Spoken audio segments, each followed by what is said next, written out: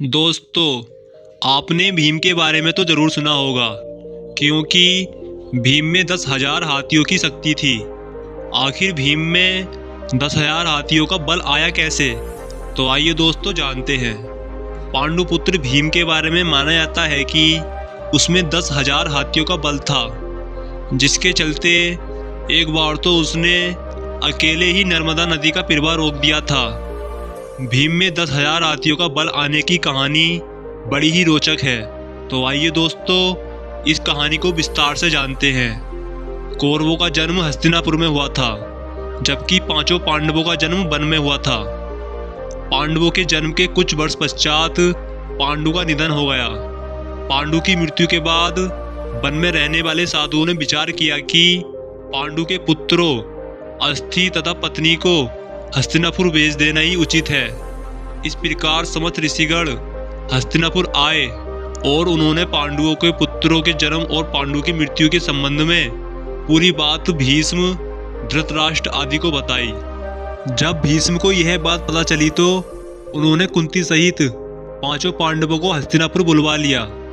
हस्तिनापुर में आने के बाद पांडवों के वैदिक संस्कार संपन्न हुए। पांडव तथा कौरव साथ ही खेलने लगे।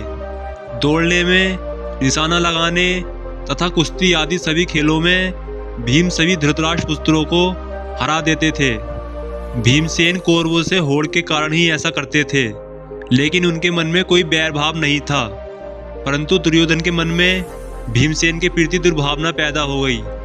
तब उसने उचित अवसर मिलते ही भीम को मारने का विचार बना लिया। दुर्योधन ने एक बार खेलने के लिए गंगा तट पर शिविर लगवाया था। उस स्थान का नाम उदरकीर्णन रखा। वहां खाने पीने इत्यादि की सभी सुविधाएं उपलब्ध थीं। दुर्योधन ने पांडवों को भी वहां बुलवाया था। एक दिन मौका पाकर दुर्योधन ने भीम के भोजन में विष मिला दिया। विष के असर से जब भीम अचेत हो गए तो दुर्योधन ने दुशासन के साथ मिलकर उसे गंगा में डलवा दिया था। भीम इसी अवस्था में नागलोक पहुंच गए। वहां सांपों ने भीम को खूब डसा, जिसके प्रभाव से विष का असर कम हो गया। जब भीम को होश आया तो वे सर्पों को मारने लगे। सभी सर्प डरकर नागराज वासुकी के पास गए और पूरी बात बताई। तब वासुकी स्वयं भीमसेन के पास गए। उनके साथ आर्यक नाग ने भी भीम को पहचान लिया। आर्यक नाग भीम के नाना थे। वे भीम से बड़े प्रेम से मिले। तब आर्यक ने वासुकी से कहा कि भीम को उन कुंडों का रस पीने की आज्ञा दी जाए जिनमें हजारों हाथियों का बल है। वासुकी ने इसकी स्वीकृति दे दी। तब भीम 8 कुंड पीकर एक दिव्य सैया पर सो गए। जब दुर्योधन ने भीम को विष देकर गंगा में फेंक दिया तो उसे बड़ा हर्ष हुआ। शिविर के समाप्त होने पर सभी कौरव व पांडव भीम के बिना ही हस्तिनापुर के लिए रवाना हो गए। पांडवों ने सोचा कि भीम आगे चले गए होंगे। जब सभी हस्तिनापुर पहुंचे तो युधिष्ठिर ने माता कुंती से भीम के बारे में पूछा।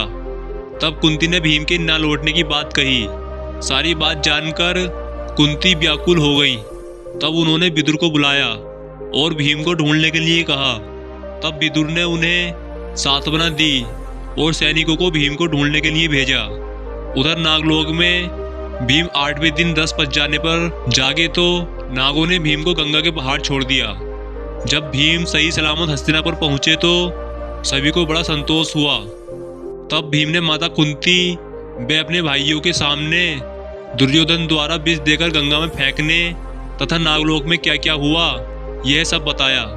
युधिष्ठिर ने भीम से यह बात किसी और को न बताने के लिए कहा और इसी दिन से भीम में 10,000 हाथियों का बल आ गया और भीम सबसे ज्यादा ताकतवर बन गए। अब भीम की किसी से भी कुश्ती होती थी तो भीम को कोई हराने वाला नहीं था और भीम ने दुर्योधन को हर एक कुश्ती में हराया था। जब दुर्योधन का शरीर उसकी मां गांधारी के वरदान के कारण वज्र का बन गया था, तब भी भीम ने दुर्योधन को पराजित कर उसका वध कर दिया था और महाभारत का युद्ध जीतकर अपने भाई युधिष्ठिर को हस्तिनापुर की राजगद्दी दिलाई थी। दोस्तों, यह जानकारी आपको कैसी लगी हमें कमेंट बॉक्स में बताएं और कमेंट बॉक्स में बताएं कि सभी कौरव कितने भाई थे और सभी पांडव कितने भाई थे।